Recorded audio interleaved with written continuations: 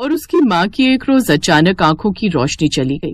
तब से नन्ही परी पर ही घर की सारी जिम्मेदारियां आ गई और वो अब चाय की दुकान पर काम करके अपना घर खर्च चलाती। राजेश भैया, ये लो आपकी चाय। अरे लाला परी, तू भी समय की एकदम पाबंद है। हमारी बस यहाँ आकर लगती नहीं कि तू पहले चाय लेकर पहुँच जाती है। सच छोटी सी उम्र में बड़ी तेज हो गई है तू। तभी वहाँ से कुछ कावड़िए गुजरते हैं जो बम भोले का जयकारा लगाते हुए चले जा रहे थे। उन्हें देख परी बस वाले ड्राइवर यानी कि राजेश से पूछती है, भैया ये कौन है? ये कावड़िए हैं परी। सावन महीना है ना, इसमें कावड़ लेकर भोलेनाथ के द्वार हरिद्वार जाते हैं और वहाँ जाकर उन्हें जल चढ़ाते हैं। कहते हैं उनसे जो भी मांगो वो सब मनोकामना पूरी करते हैं। क्या सच में? फिर तो मैं भी जाऊंगी कावड़ लेकर। क्या कहा, तू जाएगी? अरे ये सब इतना आसान नहीं है बिटिया।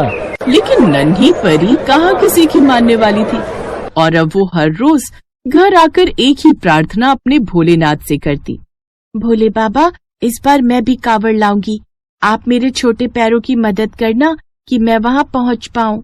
वहीं खड़ी उसकी माँ उसकी ये बात सुन रही थी और वो हैरानी से पूछती है, परी तू तो बहुत छोटी है, ये यात्रा तुझसे नहीं होगी। पता है कावड़ का रास्ता लंबा और मुश्किल होता है, ये छोटी बच्ची की बात नहीं।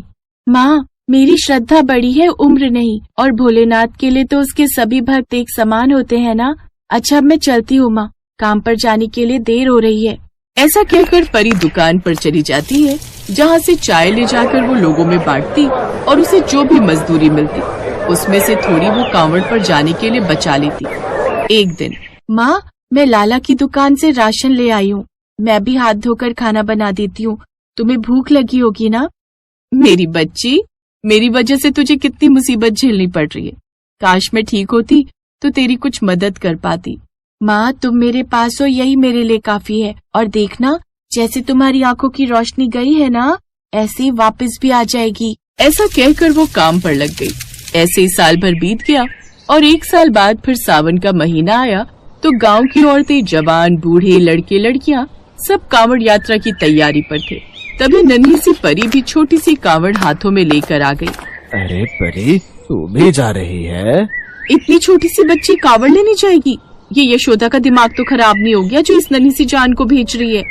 नहीं, आप माँ को कुछ मत बोलिए काकी, ये तो मेरी इच्छा है, और वैसे भी मुझे भोले बाबा ने बुलाया है तो जाऊंगी ही। अब परी भी नन्हे कदमों के साथ बम भोले गाते हुए आगे बढ़ती चली जा रही थी। जय बम भोले, जय बम भोले। काफी देर चलते चलते अब उसके पाँव थकने भी लगे थे, साथ ही भूख प्यास भी ज्यादा थी। रास्ते में कहीं पर लंगर में रूह अफ़ज़ा बट रहा था, जहाँ रुककर उसने उसे पिया, तब जाकर उसे थोड़ा आराम मिला। परी पैदल चल रही है, कभी रुकती कभी बैठती, लेकिन हार नहीं मानती। अब तक तो चलते चलते मेरे पाँव में छाले भी पड़ने लगे हैं, लेकिन महादेव के लिए तो ये पीड़ा कुछ भी नहीं। कांवड़ ले जाने का सपना मैं पिछले 1 साल से देख रही थी, जो कि अब जाकर साकार हुआ है। इतनी नन्ही सी भक्त को देखकर कुछ को उस पर दया भी आती। बेटा थक गई हो, चलो हम तुम्हें गाड़ी से पहुंचा देते हैं, तुम्हें जहाँ भी जाना है।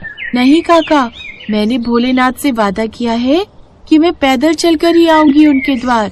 सच में बड़ी ही सच्ची भक्त है ये बच्ची। फिर कुछ घंटे और चलने के बाद आखिरकार वो अपनी मंजिल पर पहुंच गई। परी की आंखों में आंसू के साथ साथ थकावट और भावुकता थी। फिर जैसे तैसे उसका नंबर आता है, वो जैसे अपने नन्हे हाथों से जल चढ़ाती है वो दूध बन जाता है। भोले बाबा सबको शक्ति दो, जैसे आपने मुझे दी, साथ ही मेरी माँ की आंखें लौटा दो। बच्ची, तूने भोले बाबा को सच्चे दिल से याद किया है, आज तेरी सारी मनोकामनाएं पूरी होंगी। सच्चे मन से मांगी गई दुआ आखिर कैसे कबूल नहीं होती।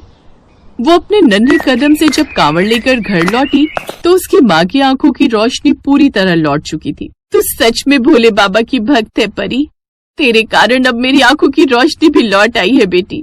तेरी श्रद्धा में बड़ी भक्ति है, अब तुझे कभी भी कुछ नहीं होगा। माँ जब श्रद्धा हो तो कोई रास्ता मुश्किल नहीं।